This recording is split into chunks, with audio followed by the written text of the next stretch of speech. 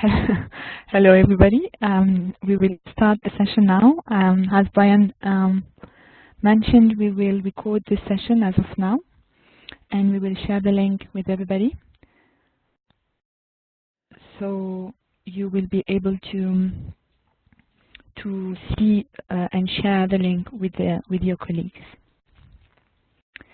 So just a short introduction before we really start. I would like to explain how this session will be structured.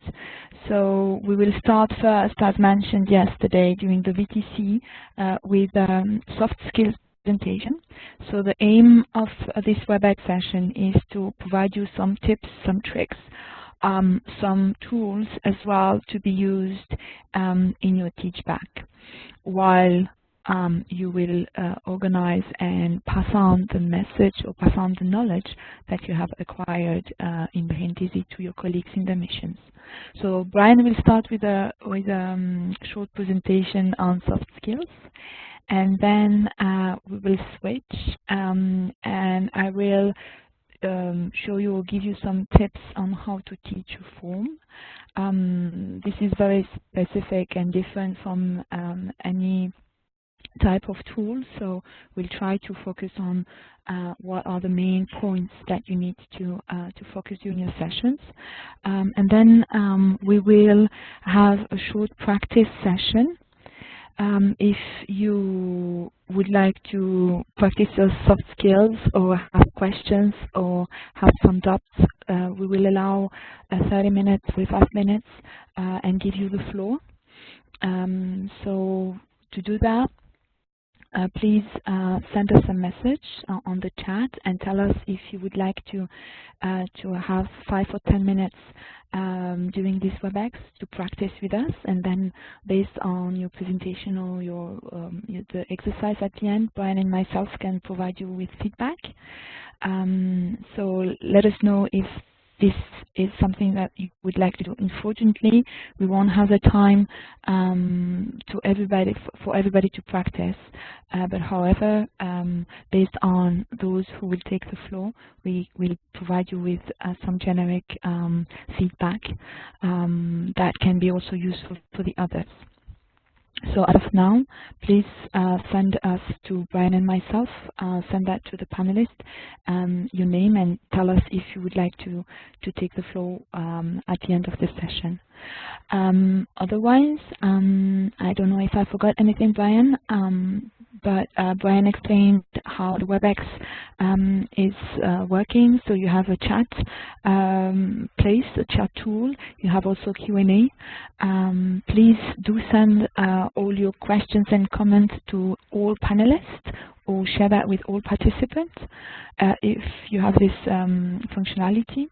Otherwise, if you send this to individual, we cannot see it. So I think that's it. The floor is yours, Brian. Okay, thank you, Saida. I think audio is coming through, right? Perfect. So welcome, everyone. And what we're going to be doing now for the next, I guess, probably 20, 30 minutes the most, is going over some of these soft skills basics. Now, I'm not sure what you understand by soft skills, especially soft skills basics. I'm not sure how many of you have trained or have been teachers in the past. I know based on our experience training Umoja and going to the missions, and so I've met quite a few teachers or people that were teachers in the past. So if you have been, you know that sometimes it's not just as easy as showing up and delivering a training, especially if you're doing so to a classroom full of people. If it's one-on-one, usually, of course, it's much easier to perform this Teachback experiment or experience. If you're doing it through WebEx, it's quite a different story. So keep in mind that the format that you'll be using is very important before you even get started with your Teachbacks. Now, since I'm not sure how you are going to deliver your training, we're going to cover a bit of everything. Now, you may have received, or probably for sure you have received already, an email with this package with the PowerPoint we're going to be sharing, as well as the video. Am I still coming across? Yes. Okay, sorry. We thought that we had been disconnected for a bit. So please take a chance to look over those presentations when we're done, but it's very important for you now to pay attention to what we're going to be sharing here, and especially to ask questions and get some feedback. Of course, I'm not used to, I don't think any of us are used to delivering a soft skills presentation on WebEx. This is a first for us as well. It's much more intense and interesting to do this in person, as we can interact with one another and also point out some of the things that we may consider to be typical issues that we encounter in classrooms. But anyway, we'll do this together and go through it. Now, the first thing I want to cover is the presentation that Saida was sharing yesterday with you guys, which is the one I'm sharing now on the screen. Hopefully you can all see what I'm sharing and the audio is coming across just fine. So let's see mainly one of the first points, okay? So identify the number of users in your mission. So this is going to be quite important. Of course, for me, the most important thing when delivering a training is first caring, right? You need to want to deliver this training, and you need to be interested in having your end users or your attendees learn from what you're delivering. So that's the main thing. So point one, probably most important. Who are you training? Identify your audience, right? And the number of end users that you're training in your mission. Is it going to be 2 people? Is it going to be 5? Is it going to be a class of 60? Because that's going to change completely the approach to the Teachback process for you.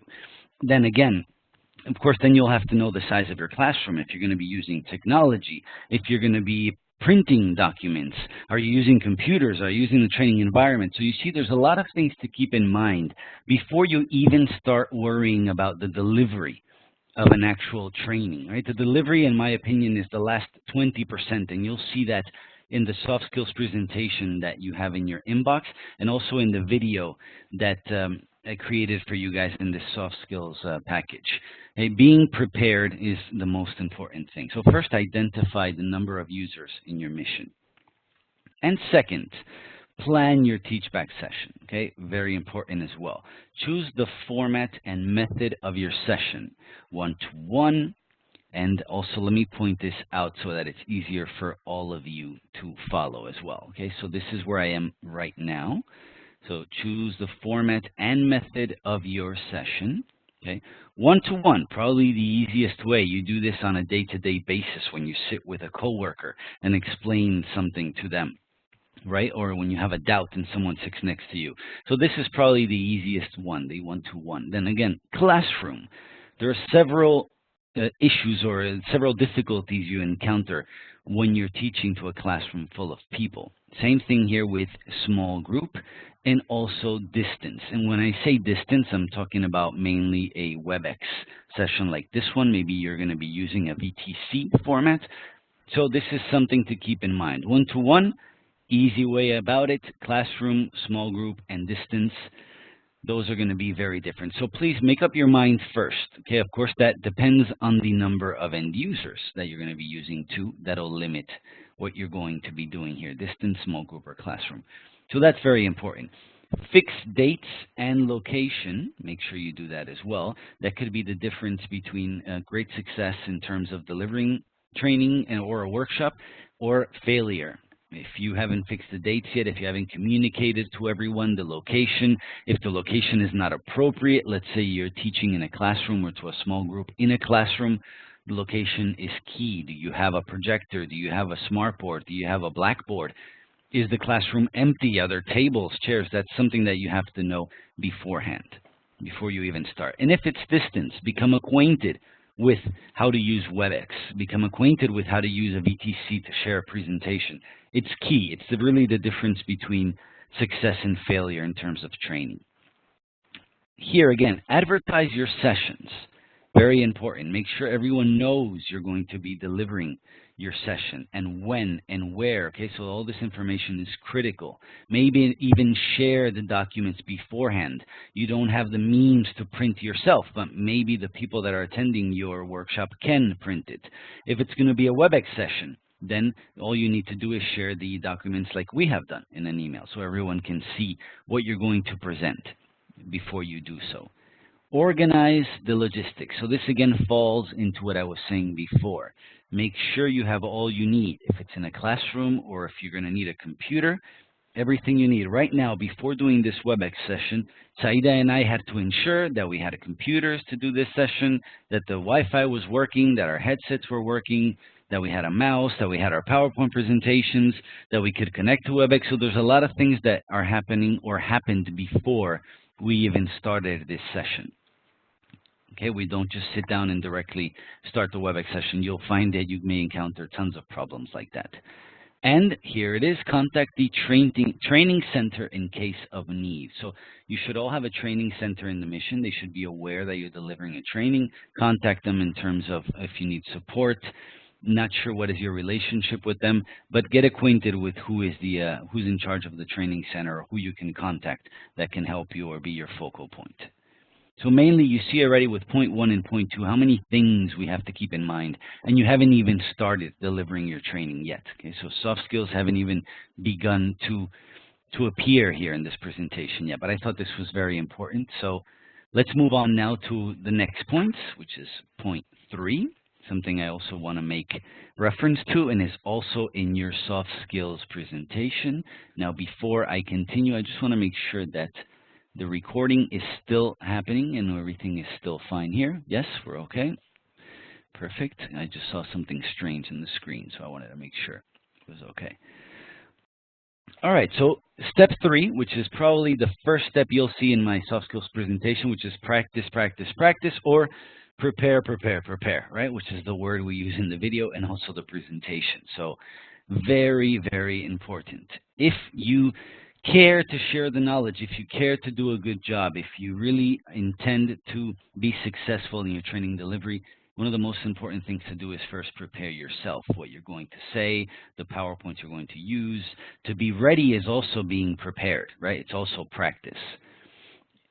Okay? If you need help, contact us. That's what we're here for as well. Like Saida was saying, if you do not want right now to practice in front of everyone else, but still have some questions, maybe you don't want to ask them now, but I do suggest to ask them now, because when we do deliver this session in public, meaning in front of our students physically here in Valencia or in the mission, the ideas that are shared and the experiences that are shared among us are excellent and actually very useful for all of us. Because sometimes we are accustomed to having great groups of students and others not so good. Others have all the technology that they can get their hands on. Others do not. So it's very interesting to know what other people have to say. So please share your advice here during the session. And point 4 here, run the session and collect attendance. Now remember, training, I guess training would happen right here in the middle, but it's not the end of it. Well, remember, we also want you to, of course, run the session, but collect attendance. Remember, this was one of the deliverables, I can say. Yes, actually, that's the word that was used during the VTC, the attendance. So make sure that your students signing an attendance sheet. And then remember, ask your trainees to fill the online survey. So in this case, and to ensure the training goes smoothly and that everyone does receive the knowledge they're supposed to receive, we're sending out a survey to the students. And this survey will not only focus on if you were there present in class, if you actually spoke and delivered a PowerPoint, but also the quality of your delivery. Was the knowledge shared? Did people learn? Were you respectful to them? Was the classroom ready?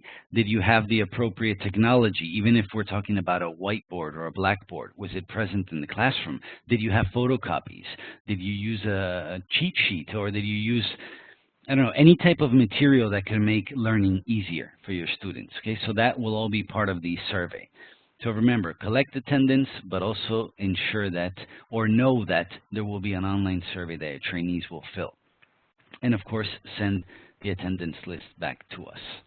Okay, so very important 4 points that I wanted to cover before even going into the soft skills package. And here you go. Last but not least, point number 5 is the follow-up with your trainees in case of questions or support needed. So again, something we do as trainers. Now, I know we're the training team and you're not. You have other things to do, and I know you're very busy as well. But it wouldn't be bad to actually make sure that the people you have trained, if they have a question, you're there to answer it for them. That's what this is for. That's what the train the trainer project or let's say, Teachback process is done for you to also stay on top of those trainees that now have learned from you and give them support when needed. If by any chance you can't because there's knowledge that you're lacking, always reference to us. Send us an email and we'll be able to deliver that support to you. So that's the last of the 5 points I wanted to cover from yesterday's presentation. And now I'll go into the soft skills presentation here as well. Let me just exit if I can. If not, I'll have to just stop sharing the screen as I did already once before. So guys, just give me 1 second. I'm going to stop sharing the screen and I'll share it in less than 30 seconds. Okay, so this happens sometimes here and we disregard.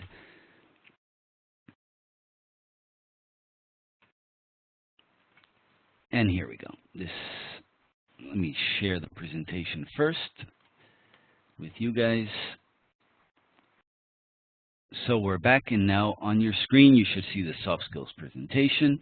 Very good. I'm going to set it up to presentation mode like we did before.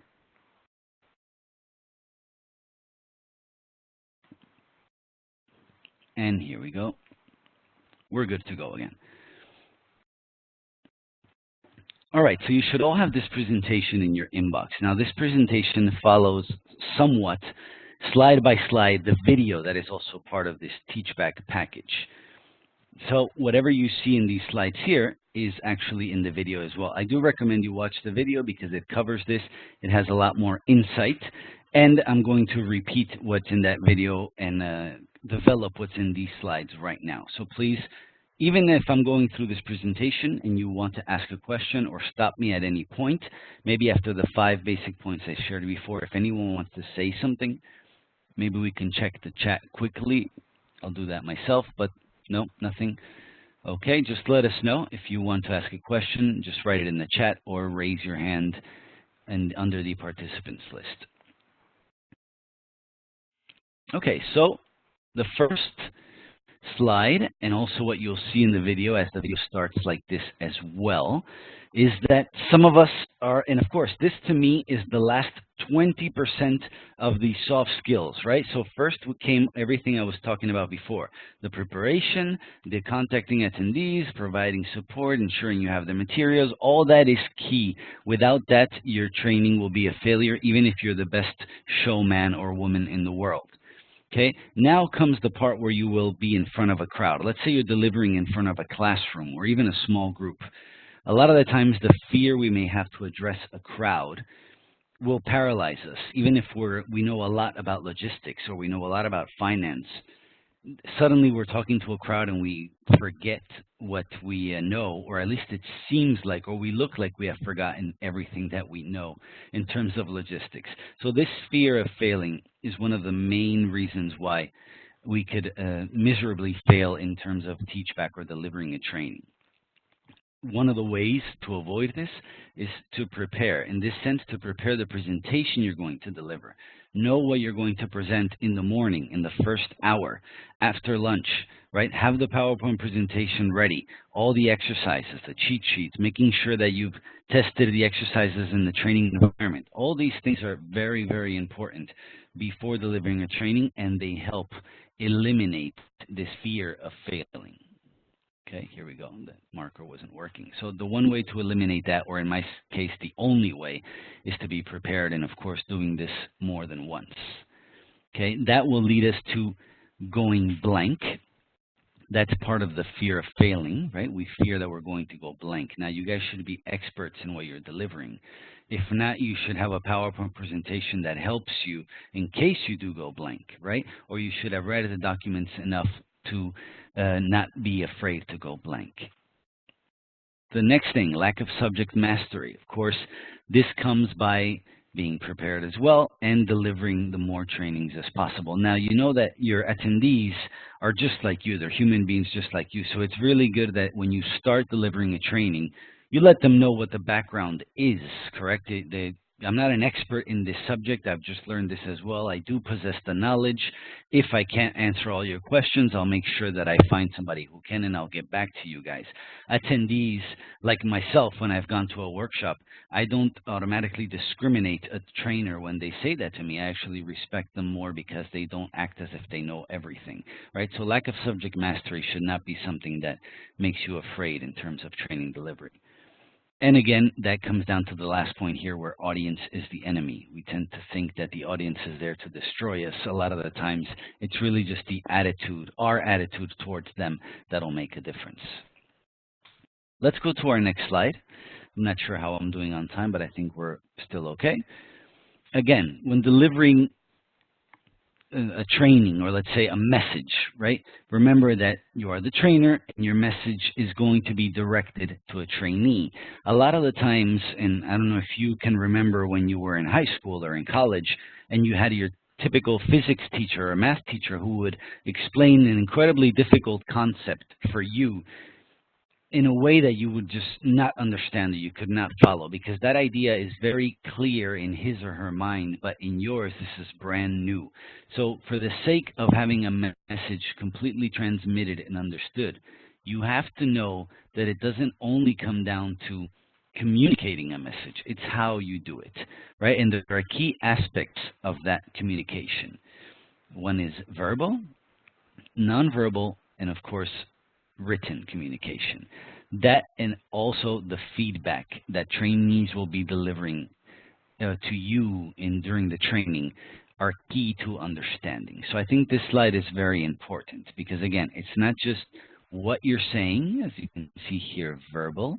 It's also how you're saying it. Are you saying it with a smile on your face? Is the gestures that your arms are showing, are they positive? Are they negative? Do you look shy? Do you look unconfident? Again, written communication. Is the PowerPoint that you're showing also representing the message that is coming out of your mouth? Let's say you're talking about logistics, but there's a mistake in your PowerPoint presentation.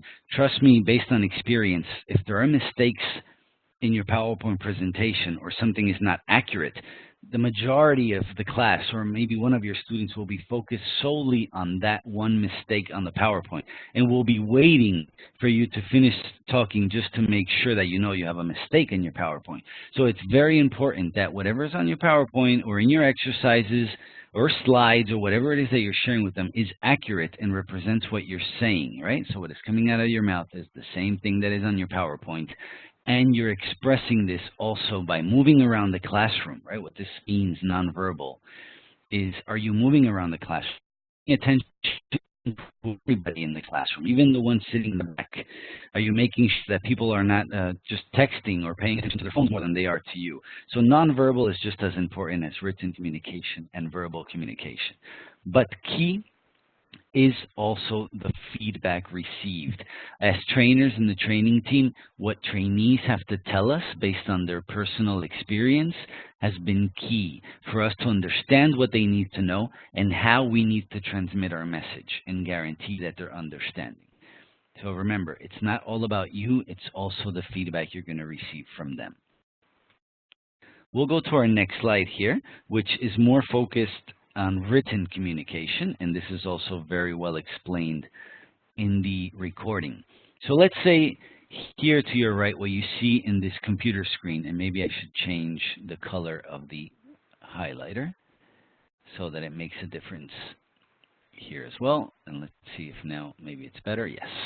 So this screen here that I'm pointing now with the highlighter represents your PowerPoint, let's say, right? So if your PowerPoint is going to talk about, in this case, social media, everything in your PowerPoint should make reference to that social media. So if you're talking about logistics, in this sense, you're talking about warehouse logistics, right? Then in your PowerPoint, you shouldn't have things about finance, right, or treasury.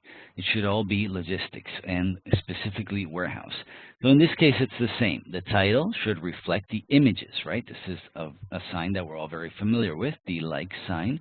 We all know this is the Wi-Fi sign, the Twitter symbol. Again, everything in your PowerPoint should reflect what your title is talking about. So again, maybe here, I'm erasing what I'm saying here, but still, this is basic. Title, images, wording in your PowerPoint should all talk about the same thing, and the message should be the same all across. Here on the side, what we have here, flip charts. If you're going to use flip charts, remember, only to explain further and not to start explaining new concepts or new terminology. So if you're going to start using a flip chart, and this has happened to us as trainers as well, we've grabbed the flip chart and we've started explaining something completely new and different. So you have your PowerPoint with some images and some titles. Your flip chart has different titles and different writing and images on them, and you're saying something else. So people are focusing on what's coming out of your mouth, what's in your flip charts, and what's in your PowerPoint presentation. That's 3 different messages. So ensure that what you're saying, what's in your PowerPoint, what you're explaining in the flip charts, all represents the same thing and all explains the same thing. When you're going to a new topic, get rid of whatever is on your flip chart and start new. Same thing with your exercises. It's very important to have handouts or exercises that are going to be used during the class, right? So if you have 2 hours of class and you're talking about logistics in the warehouse, your PowerPoint is about logistics, your flip chart is about logistics, what you're saying is that too, and your exercise is the same as well. So this all represents communication, written communication. Next slide, and we're almost done with the presentation, represents more of the verbal and nonverbal communication, right? So what's coming out of your mouth and what you're doing in the classroom as well. If you guys have ever been lucky enough to be in a classroom with a great teacher, you know that the teacher uses the space in the classroom, doesn't just stand in one place to deliver a message. They move around side to side, back and forth. They don't stand in front of the presentation. Their tone of voice and pronunciation, they emphasize important concepts. They tell you something as if it were a story, and that's why you learn, and that's why you feel more confident as well to maybe intervene and ask a question. This also comes down to the eye contact. If the trainer never looks at you during the training or when they're delivering a message, you feel out of place. You feel like you're not important enough for this trainer. The same thing happens with interaction.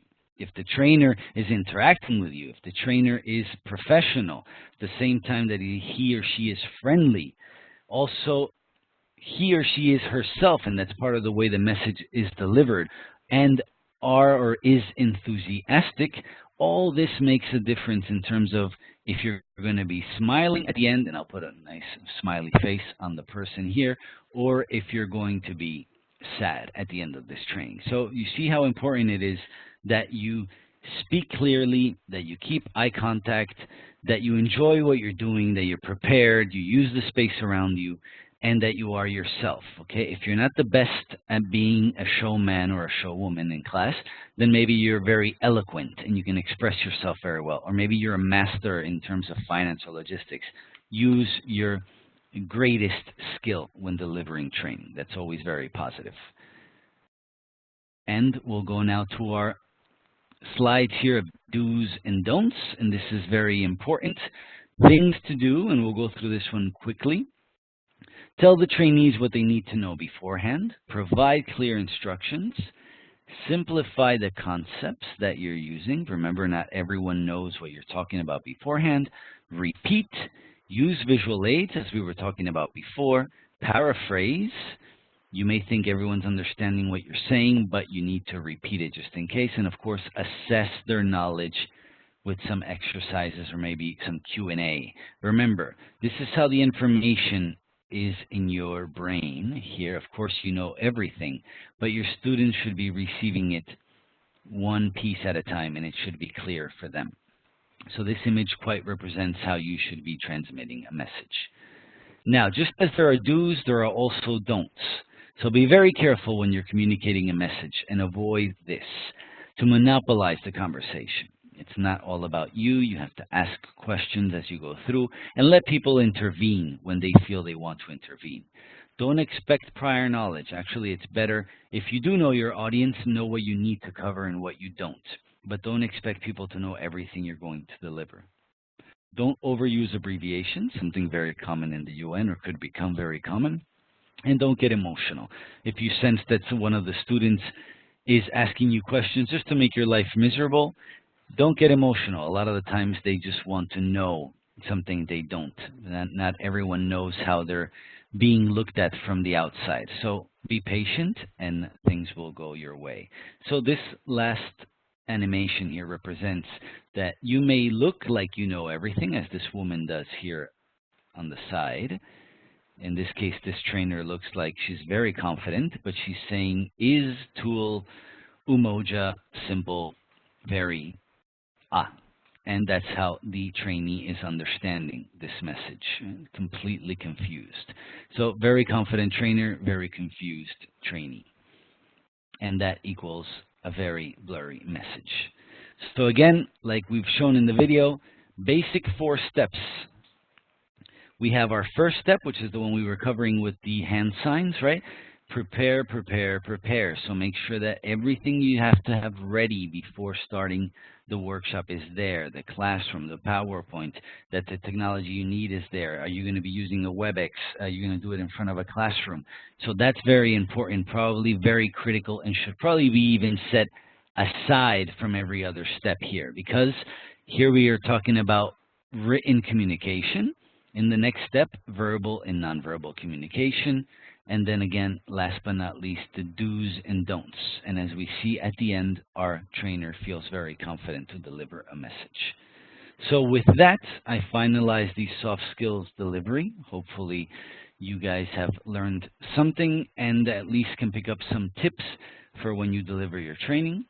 So now is the time to share any or all the questions you may have, if there are any, and I'll leave the floor now to Saida. Okay, so let me get rid of this presentation. I may again have to stop sharing our screen to get rid of it, so we'll be back in 30 seconds. Let me stop sharing for a quick second here. Yes, thank you very much, Brian. Very clear and to the point. And all those tips and recommendations that Brian made is definitely valid for your trainings, but the way also you prepare your sessions and the way you will teach your form. So this budget formulation is all about forms and Excel, and I think all the different points that Brian mentioned needs to be implemented while you are training your colleagues in the mission. I would like, before going to the how to teach your form, mention what is in the Teachback package that you have received this morning. So you have 3 different elements. The first one is the soft skills package with a short video summarizing exactly what Brian has mentioned right now. You have also the presentation that Brian shared, but you also have some templates. So you have a template there to draft your agenda for the session, and you also have a template to collect the attendance. So all that is yours, and you can use it to prepare your sessions. You have also another part called training material, and there you have some PowerPoints. That you don't have to use them as they are. It's just a reference material if you want to use it. So you have one on BPC explaining the general concept of it. You have one on military and service, and you have another PowerPoint on, material and service, and another one on military and police model. You also have some exercises. We do not cover all the forms that are existing in the BPC, but some of them. It's to, you can use them as they are, or you can change them. You can adapt them, of course, based on the target audience. You can add more if you see that you have not covered, I don't know, the form MPU 20. Then you can draft it. We also here to check with you, to support you to draft new exercises if you want. That is the training material, and the training material also contains the job aids that are available at the moment. I think they are all, you have all the job aids for the MPU model, you have all the job aids for the material and service, and you have the job aid for the summary. So that is the Teachback package that you have received this morning. If you cannot access it as written in the email sent, please just drop us a line and we'll find a way to forward you all those elements. So now I will just switch and we will go to the how to teach your form. But once again, don't hesitate to let us know if you want to take the form practice, or if you have questions, please do use the chat to contact us.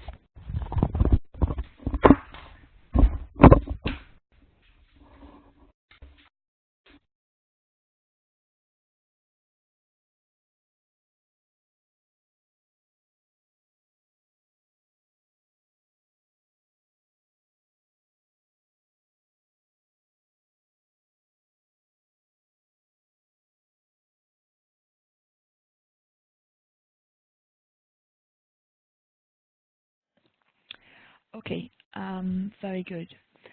So I don't know if there is any questions or any comments on the chat for the moment, but I will go to the how to teach your form, and then we can stop and collect your questions, if any. So in the Teachback package, you will also see the a step-by-step approach on how to teach a form, and the first part has been covered by Brian just right now. So I think it is very important to think of your audience, to think of the formats, how you will do, how the length of the session, and the method that you want to use, because this will definitely impact the way you will teach the form. The second, the next step is, of course, to think of the session and break it down in small chunks for a participant to be able to follow you. I mean, I think during the week in Brain Dizzy, you have seen how the trainers there did with you, and you can just use them as a reference while teaching your form. So what is very important for this specific application is and that you need to pass on to participant is first the way you log in. How do you log in to the application? So you would need, I'm already in the application here, as you can see in your screen, but the first step that you would need to cover with your trainees is the logging process. So for this Teachback, you will use the T5W environment. As mentioned yesterday during the VTC, you will receive the credentials for that by the end of this week. So each mission or each of you will have specific credentials that you can use during your Teachback session with your participants. So all this, I mean, the BPC is very specific. The BPC application is specific, and the way you log into it is specific as well. So you would need to review that. It might be simple for you, but might be very useful and needed for participants. That's the first step that I will not go through right now, but I'm already in the BPC, and as of there, it is also important to show how we will connect, if this allows me to connect. Here you go, to the T5W model. If this is the credential that I'm going to use for today, so you will receive all that by the end of this week. So I'm sorry if it's a little bit slow. but I think it's also real time. That's how you will do that in your either classroom or face-to-face Teachback session. So once you are in the EPM platform or sheet here, it is important to explain as well the different models that you have that are existing. You have them all here, and I think each time you go to a model, you need to clarify what is its functionality and what this model is for. For example, here I selected military and police, and this model covers planning for procurement of material and service. Covers the requirements for planning, peacekeeping, military and formed police units. So you need to specify and clarify that each time you go into a model. And at the same time, you need to do the same for each form that you are going to use. So for the moment, for instance, I will use the Form 7 and PU 7. So I will open it, but while opening it and while you need to explain what is this form about and what does it do. So this form is to insert contractual and aircraft capacity information related to wide-body commercial charter. But you need to put a context around each form that you are teaching. So once you are in the form as I am here, it is important to explain. Here we don't have the coding blocks, but all the different elements that a form is composed of. So as you have seen in Brindisi, one form and one is different from another, and some of them they have the coding blocks, some others they don't. Some they're asking the validity, the dates when this starts, and the version of the proposal. So you need to explain all that, and also what does the refresh button is used for, and when do they need to use it, and when they need to save it. So this way you break it down in small pieces, and also very important to highlight the difference between the cells. So meaning, like in the job aid, it's very clearly said that the yellow cells are those that can, where you can insert your input. The other gray cells is not working. So all this needs to be mentioned to your trainees. And what is also very important is to allow time for practice. So let them play around the form. And that's actually what we would like you to do today, allow time for practice. So I'm not sure that I'm not going to answer it or go into the content part of this form. I guess you know better than me how all those forms works. So that is the different element that I wanted to highlight when it comes to teaching a form. So I just repeat what I've said. Important to break it down in chunks, small chunks. So in steps. First, how to log in. The second, how to open a form. The third one is what does the model that I'm in means. What is it? What is the functionality of the model? Military and police is different from material and service, so you need to clarify that. And then in the model, what are the different forms for? So this one is very specific, general assumption on troops, police, movement costs. There are others, and each of them have specificities, so you need to clarify that. once you are in a form, explain what it is, but also its component. So don't forget to explain what is the coding block, why the refresh, and why the save buttons are there, and when to use it, to differentiate between the yellow cells and the gray cells. And then in some of the forms, like here, you have the reports part. Why is this, and how is this working? So I think that's more or less all what I wanted to cover.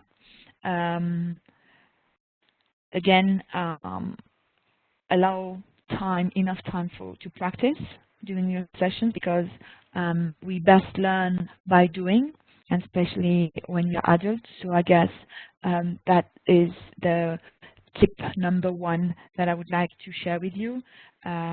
Use demo, use exercises, let them click around and ask questions. We do also learn very much by sharing our experience. So let them do that. If it's in a group, allow enough time for that in your session. I think that is more or less it. I don't know, Brian, if you have any comments, any questions on the chat.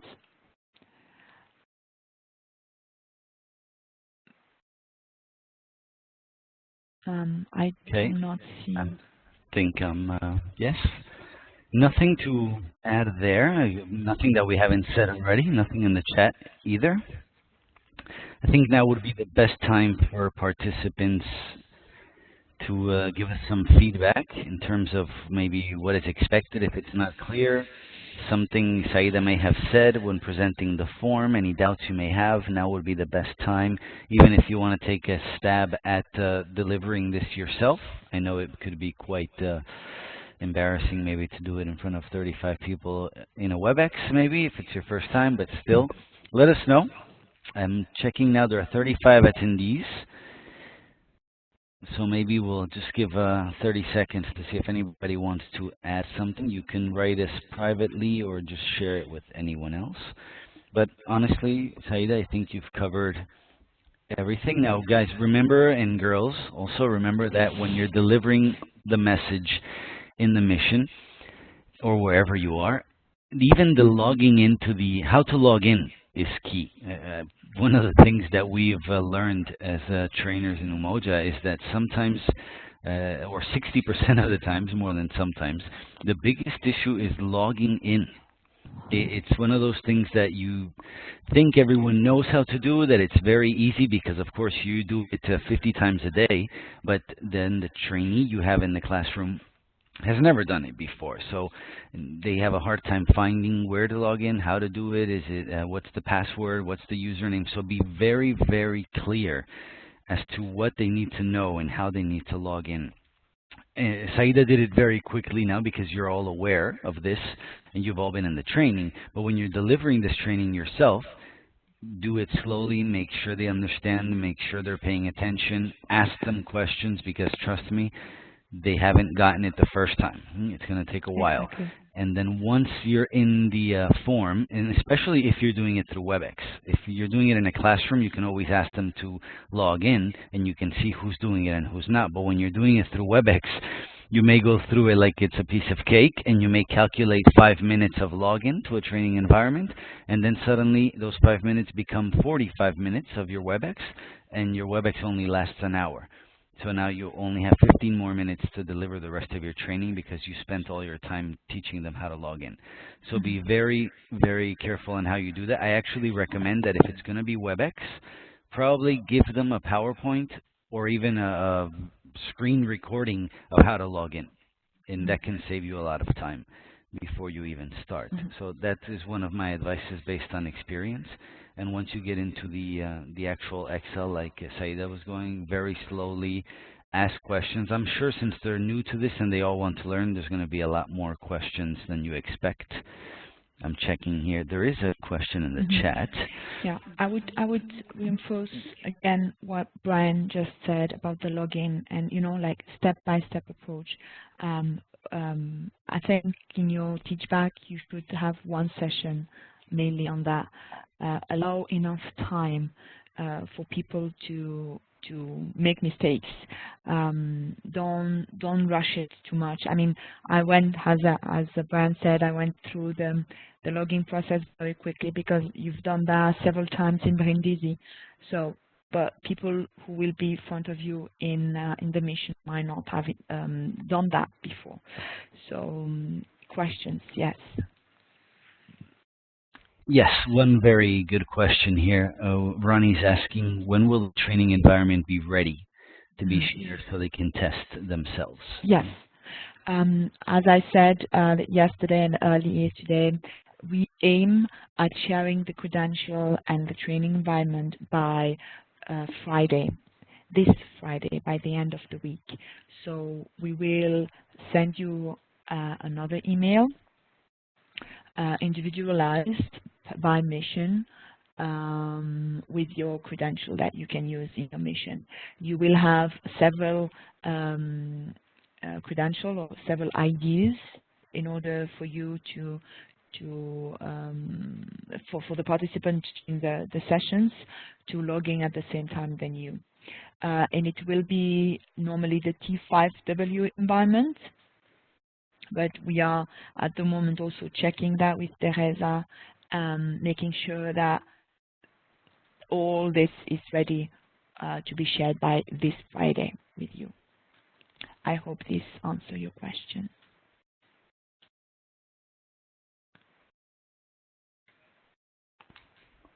Yes, I think that was pretty clear, and it's true it was mentioned during the VTC, but still, again, just clarifying it once again with you guys. I'm also writing these things in the chat just in case some people cannot hear us. I do see some exclamation marks in the participants list. I'm not sure if that means somebody wants to intervene and can't. If that's the case, you should also see a hand, like a raising of a hand, like I just did myself. If the exclamation mark means you have a question, but somehow you can't write it in the chat or you can't intervene, we can ask you. So let me know if I see at least 10 exclamation marks in the participants list. I'm not sure if that means you have a question or not, but I'm sure you can find a way to let us know. Please write it in the chat if you do. Yeah, but I think it's quite clear, Saida. We've been here for 1 hour so far. Remember, this WebEx is supposed to be an hour and a half, but that's, of course, if you choose to present yourself and also ask some questions and get some feedback from us. If not, we'll just cut it short because really the part where we were trying to deliver to you has come to an end. I think if there's no other questions, we will just finish now. This is not the end of the process, of course. We will follow up with you later today. You will receive again the presentation that Brian did. You have also the Teachback package by Friday. I promise you will also hear from us about the training environment and the credential. If it's not ready by Friday, I will definitely let you all know and give you then when is the next step for us to share the training environment. I will also we will also be available for you during the Teachback campaign as of now, for designing your training, for giving you any tips or any tricks if you cannot, I don't know, log into the T5W environment or whatever question you have. Today is not the end of the process, it's only the start of it. So we are here to support you in this Teachback campaign. So I would like to thank you all very much. Thank you for your presence, for having attended this WebEx session. This will be shared later with you. Thank you, Brian, very much for the presentation. Thank you, Saida, and thank you for attending this session. It was a pleasure having you guys. Please reach us with whatever you need.